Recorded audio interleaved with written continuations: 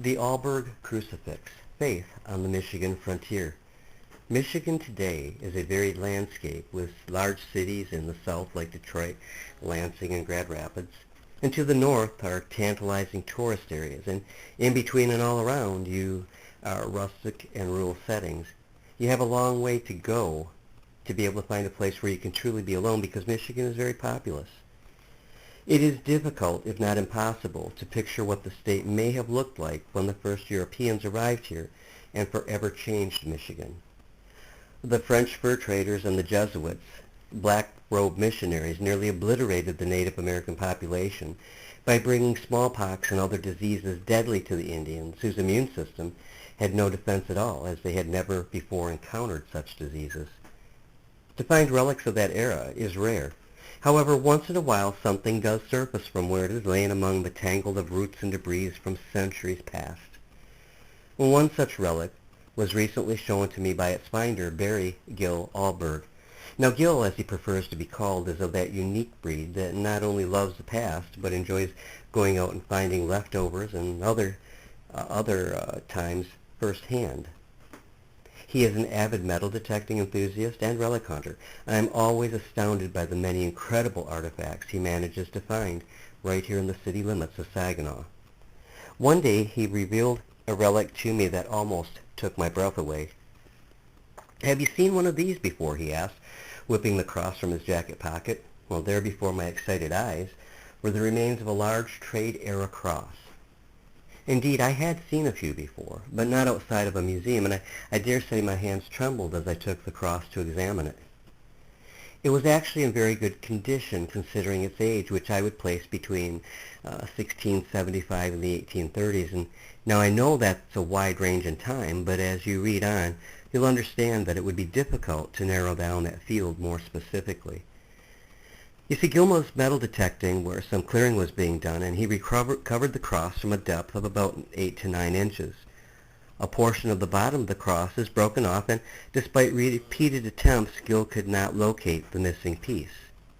I have named this the Alburg Crucifix, and it measures about 6 inches across, and would have been about 7.5 inches long intact, and as it is now, it's about 6.5 inches long.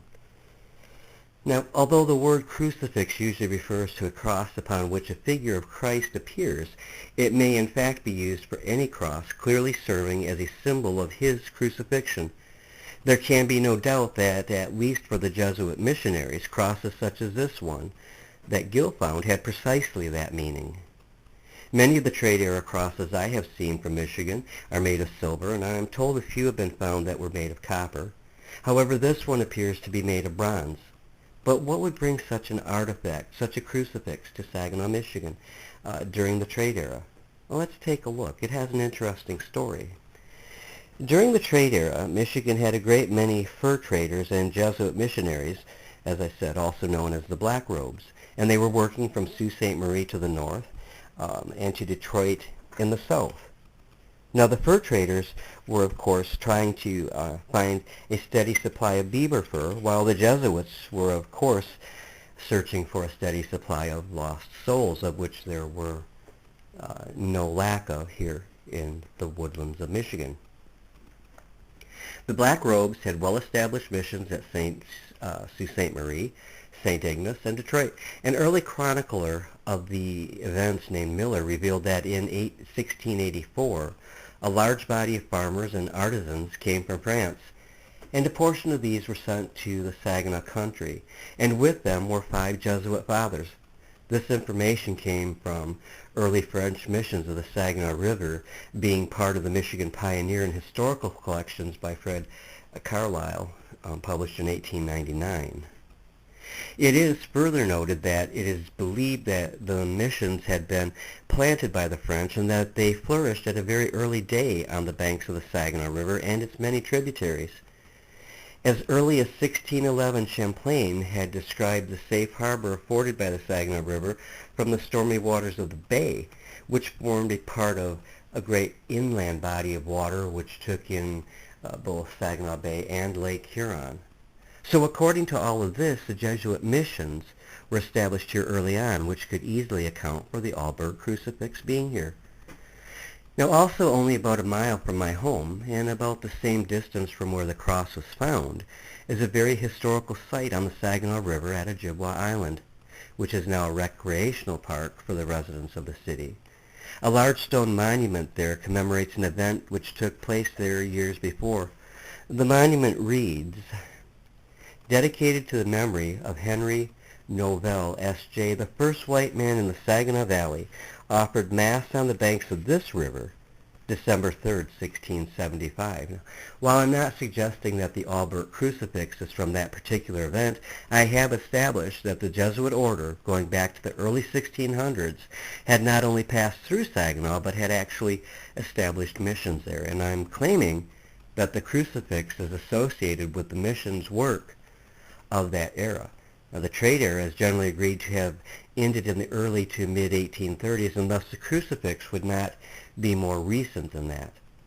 The cross has no hallmarks or other identifying features on it, so without further evidence, it can only be estimated to be somewhere between 336 and 155 years old.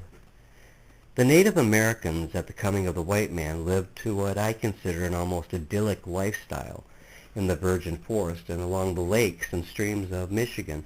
What they needed they found around them in nature, and they were masters at crafting what was there into usable items to sustain life in the woodlands. There were master hunters, potters, fishermen, gardeners, etc., and they were very good at what they did. They were also warriors and showed little or no mercy to other tribes that they fought.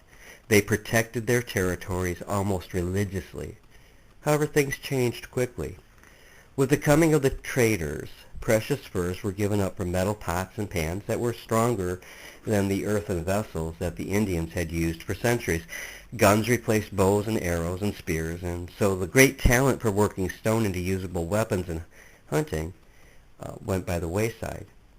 White men introduced them to one of the Indians' favorite trade items, whiskey, which took a severe toll on the people.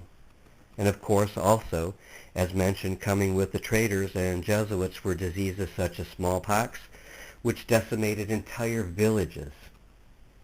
I'm not saying that all the changes were bad. Indeed, many were good and truly changed life for the better for the Indians. All I'm pointing out is that an era, a cultural tradition, began to crumble to an end from the very first day the Europeans set foot in the woodlands of Michigan. For the newcomers, life in the trade era centered around securing furs as well as the religious work of the black robes. Fur traders and Jesuit priests worked side by side at trading posts, mission chapels, and the great forest fort which was the Michigan woodlands. As already established, the main market sources were Sault Ste. Marie, Mackinac, and Detroit, and of course their routes took them right through the Saginaw Valley.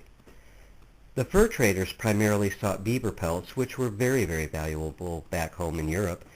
Many people today shrug their shoulders and wonder what was so important about beaver furs. That is a fair question.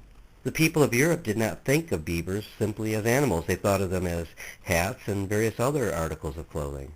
From the early 1600s to the early 1800s, beaver hats were high fashion.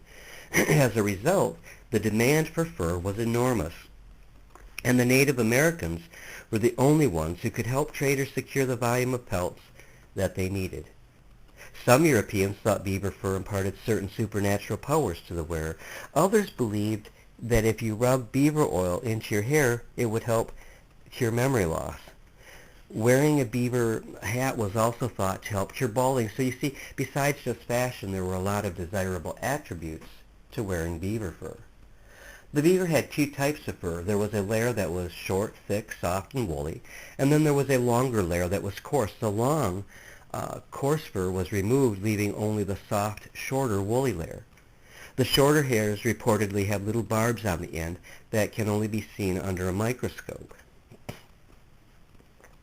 When these are pressed hard, they interlock with one another, making a sort of solid fabric. This was called felting, and once felted, the pelt was no longer furry and was ready to make into hats. Interestingly, the fur traders favored pelts that had been worn by the Indians for about a year. By this time, most of the long hairs on the beaver had worn off. This was known as coat beaver and commenced a much higher price on the fur market. It is amazing how one relic such as the Alburg Crucifix can bring to mind and represent so much history. This is a relic priceless for all that it represents, a rare piece of the past that would likely never have come to light were it not for one man and his metal detector. So often amateurs are criticized by the professional archaeological community, but even they must realize that some of history's most spectacular finds have been made through lay people who just have a sincere and deep-rooted love of the past. So I personally give a tip of hat and recognition to those discoverers, a unique group of people that I myself have belonged to for many years. The Alburg Crucifix, Faith on the Michigan Frontier, was published in Western and Eastern Treasures in March of 2012, and subsequently a version of it also appeared in Indian Artifacts magazine.